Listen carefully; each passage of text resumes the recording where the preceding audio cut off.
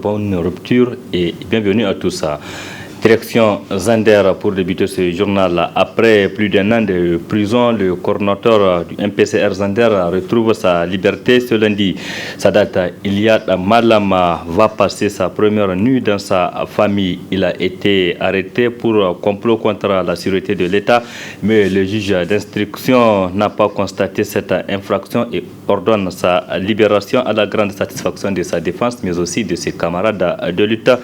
C'est ce que vous allez voir dans ce reportage de notre correspondant régional Ben Salah Moussa.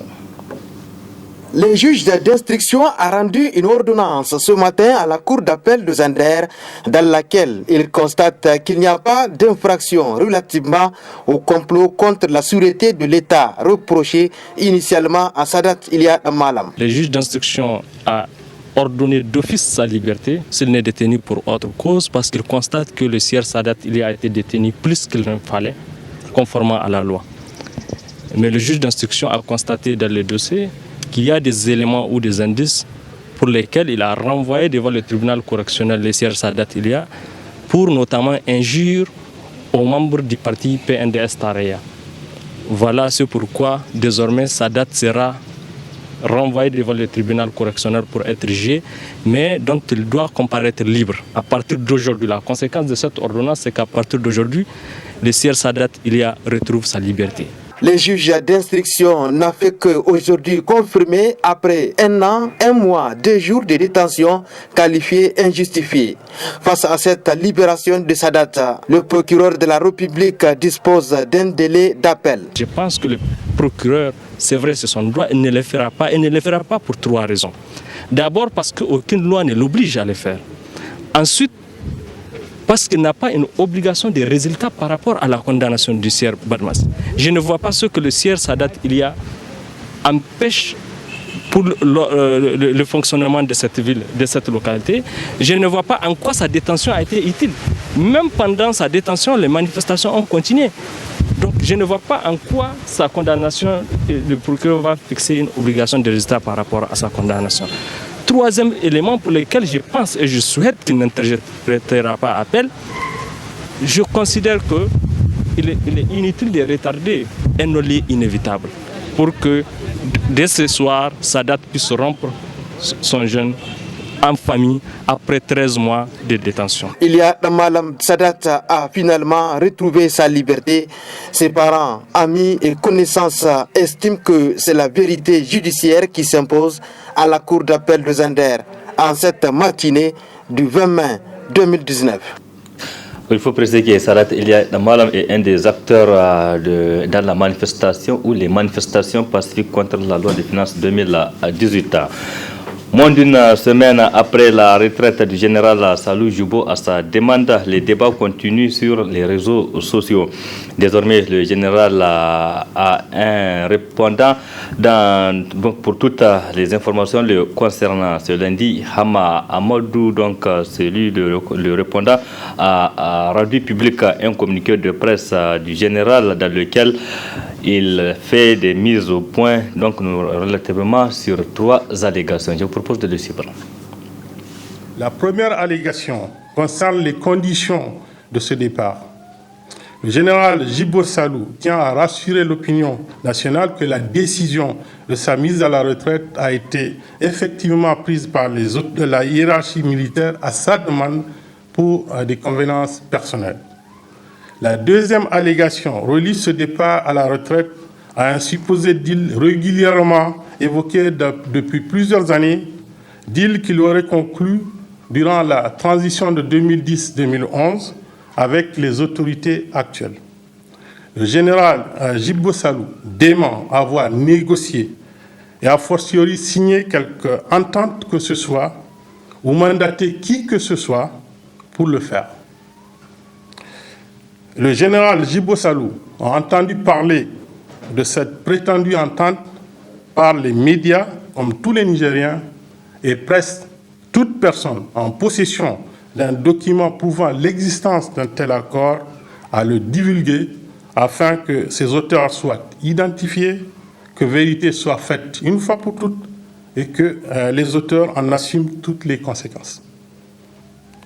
La troisième allégation qui circule depuis peu, notamment sur les réseaux sociaux, prête au général Djibo Salou l'intention de prendre la tête d'un parti récemment créé, dont la paternité a déjà été attribuée à plusieurs autres personnalités, et d'en être le candidat aux élections présidentielles de 2021. Le général Djibo Salou tient à faire savoir qu'il n'est pas à l'origine de la création de ce parti, qu'il n'a pas de contact avec ses candidateurs et qu'il n'a jamais été question d'en être le candidat. Du reste, il n'est membre d'aucun autre des partis politiques en exercice au Niger. Enfin, en ce qui concerne un éventuel engagement politique, le général Djibo Salou, sous le fondement des droits civiques reconnus à tout citoyen nigérien, rassure l'opinion nationale qu'il fera connaître sa décision en temps et en lieu sans aucun mystère. Soucieux de la transparence et de l'information juste qui le concerne, le général Djibo Salou invite les médias à s'adresser dorénavant à moi en tant que son porte-parole pour vérifier les informations afin d'éviter des spéculations qui ne servent personne.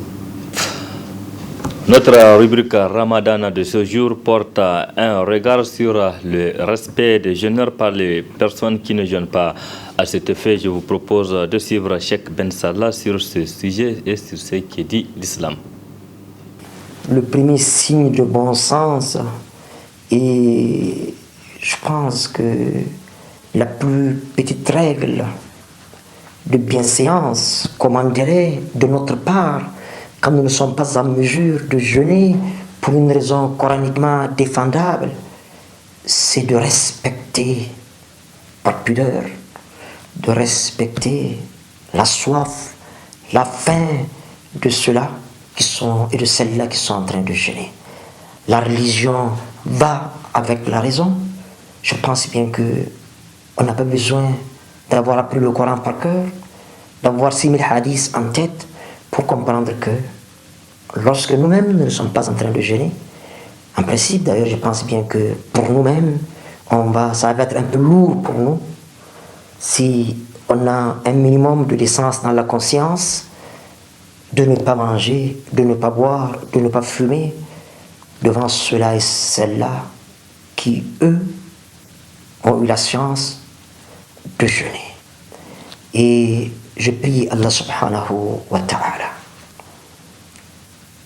que ce mois béni du Ramadan soit une merveilleuse occasion pour les musulmans du Niger, mais pas seulement, pour les musulmans des 4 coins du monde, mais pas seulement, pour l'humanité tout entière, de faire taire nos divergences et d'accepter qu'au-delà des chauvinismes nationaux, qu'au-delà des frontières héritées de la colonisation, qu'au-delà des barrières raciales, qu'au-delà des particularismes linguistiques, qu'au-delà de la couleur de la peau, qu'au-delà de nos calculs partisans, ethniques ou corporatistes, que nous sommes tous liés par une parenté spirituelle qui remonte à Adam et à Hawa alayhim as-salam. Nous devrons rester unis, un autour de Allah qui est un, autour du Coran qui est unique, dans une communauté de qui Allah a dit qu'elle est la meilleure des communautés qui ait été donnée aux hommes. Pendant ce mois béni de Ramadan, seul ou en groupe, en public ou en privé, à la mosquée comme à la maison, mais pas seulement, au-delà, partout en toutes circonstances, gardons notre cher pays, le Niger, dans nos prières et dans nos invocations, afin que le Niger soit un havre de paix et de bien-être. Il fait bon y être, bon s'y rendre, bon y demeurer, bon y rester, bon y mourir, dans un monde, ya Allah, on l'espère, uni, prospère et solidaire. Depuis son accession à la magistrature suprême du pays, le président de la République, Issifou Mahamadou, convie les différentes couches socio-professionnelles à la rupture collective du jeûne à la présidence chaque année à l'occasion du mois béni de Ramadan. Cependant, certains citoyens pensent que cette rupture devrait être faite avec certaines couches bien ciblées de la population, ce qui a suscité ce commentaire de Ali Cissé Ibrahim. Le mois de Ramadan est une période extraordinaire. Durant les jours de jeûne, les comportements des gens changent d'une façon remarquable. Le méchant devient gentil, le radin renoue avec la prodigalité, pendant que le nerveux cède le pas à la sérénité. Plus encore, les mosquées qui dans les autres mois étaient peu fréquentées se retrouvent en ce mois béni envahies, au point où les rues deviennent des lieux de prière.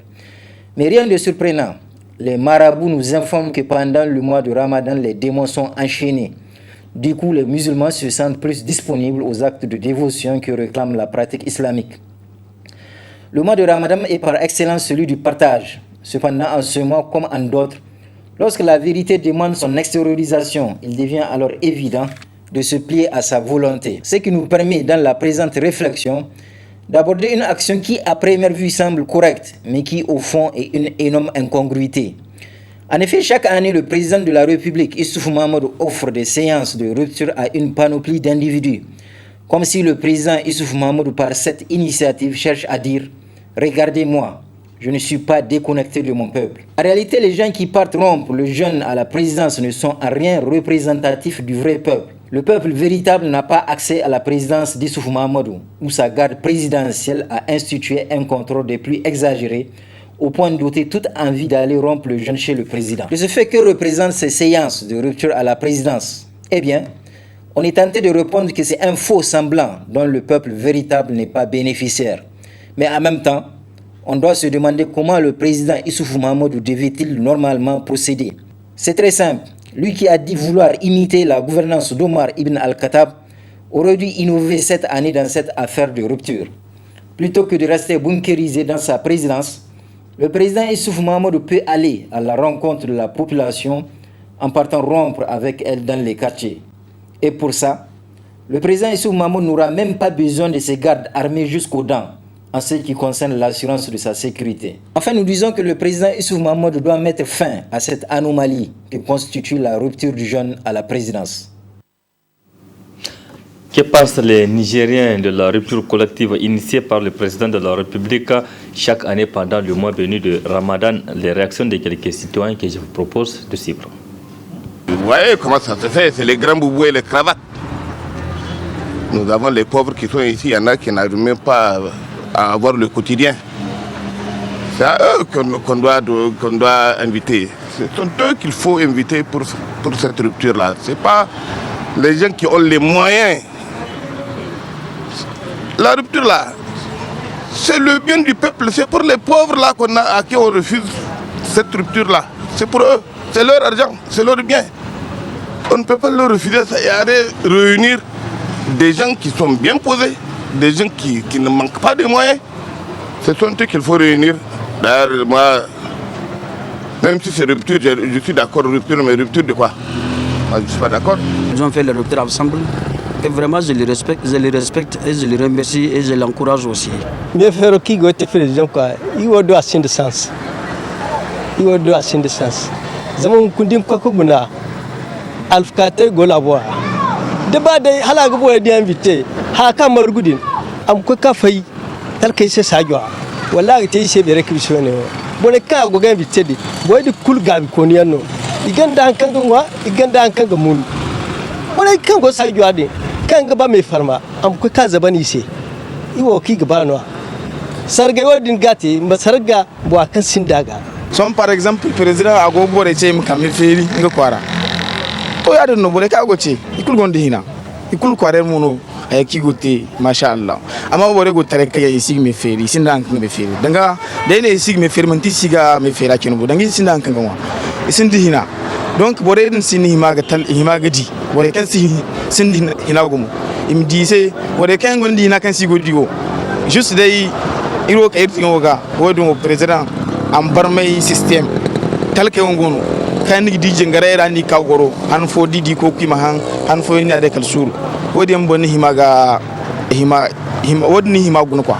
Ra'ayi na shugaban kasa da ya yi daidai saboda al'adar musulunci abinda ake so shugabannu su tafi da shi kenan. Suna kiran al'umma da masu karamin karfi su zo su bude baki ko su kai musu inda mahallinsu yake su kai musu fi sabilillahi shine abinda ake so shugabannu su ci gaba da yin shi. Wannan ita ce al'ada ta musulunci kuma in suka yi haka sun yi daidai. Amma idan ya zama su kaɗai suke bude baki kaga masu karamin karfi ba san halin da suke ciki ba babu ci gaba a ciki. Ko ba gaskiya bane. Autre chose de cette édition, l'année scolaire 2018-2019 est sur sa dernière ligne droite. Elle tend en tout cas vers sa fin. Les candidats et les responsables des établissements scolaires s'activent pour préparer les examens de fin d'année. Nous nous sommes intéressés aujourd'hui à l'exécution des programmes dans les classes d'examen. C'est un reportage signé Mariama Christine Bourmou et Aboubakar Sley. L'année scolaire 2018-2019 qui tend vers sa fin n'a pas connu de perturbations majeures par rapport à la précédente. Cette accalmie a permis une progression du taux d'exécution des programmes d'enseignement, notamment dans les classes d'examen. Pour les candidats en classe d'examen, si vous prenez au niveau des classes de 3e, on a presque bouclé le programme. Dans certaines matières, on a même fini le programme. Et là où on n'a pas fini, c'est en histoire géo. Donc ça nous reste peut-être 5% du programme pour exécuter à 100% le programme. Et pour les classes d'examen et de terminale, donc on a bouclé le programme. Demain même, on va commencer les examens blancs. Demain, pour les classes de 3e et de terminale, s'il plaît à Dieu.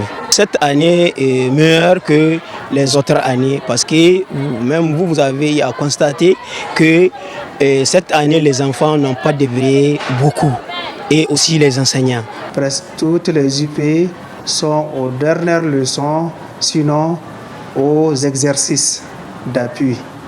Car on a même projeté une composition de fin semestre le 27 de ce mois.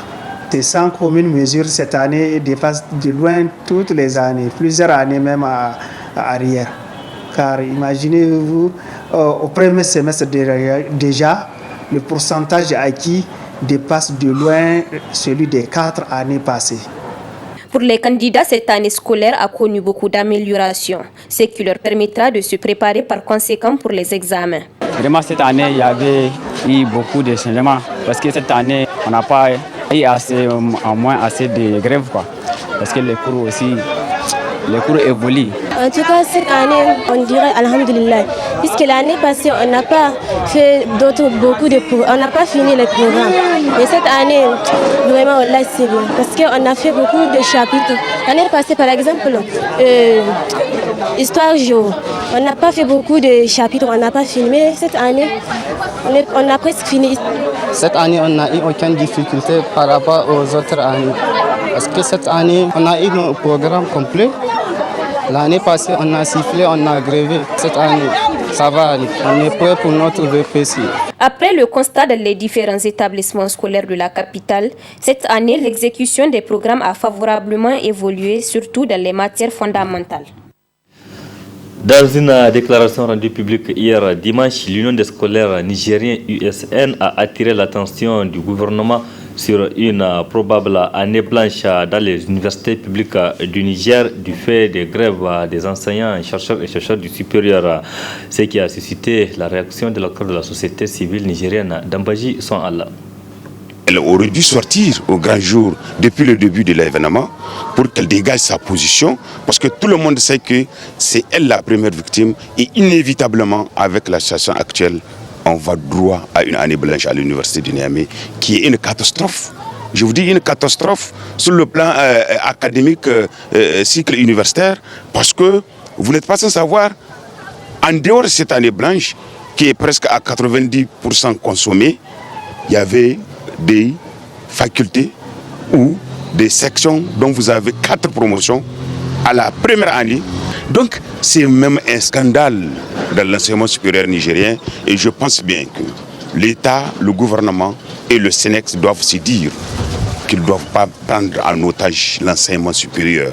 Et s'ils l'ont fait, qu'ils se disent une chose, le tribunal de l'histoire, il ne tolère pas et il ne pardonne pas, il va sévir. Dans le contexte actuel, inévitablement, je ne vois pas par quelle osmose ils vont passer pour sauver cette année. Et on va droit au mur pour que cette année soit blanche. Et je pense bien que l'État doit créer les conditions, parce qu'on n'est pas gouvernement pour rien. Et si le fait même de fléchir face à ce Sénex, ça ne veut pas dire que le gouvernement a atteint un niveau de bassesse, non. C'est un sens de responsabilité pour prouver au Sénex, en réalité, ce qui l'intéresse, ce n'est pas en réalité cette grégaire, mais ce qui l'intéresse, c'est comment faire avancer l'enseignement supérieur. Cette situation du Sénex et du gouvernement, madame, c'est parce que de tous côtés, les uns et les autres n'arrivent pas à accepter à faire du parti de leur ego. Chacun se croit invincible et l'est à la hauteur du pouvoir n'est pas cédé. On ne peut pas marcher. Voilà, point final de cette édition. Merci à vous de l'avoir suivi, mesdames et messieurs. Restez en compagnie du programme de la télévision Labari. Au revoir, excellente nuit à toutes et à tous.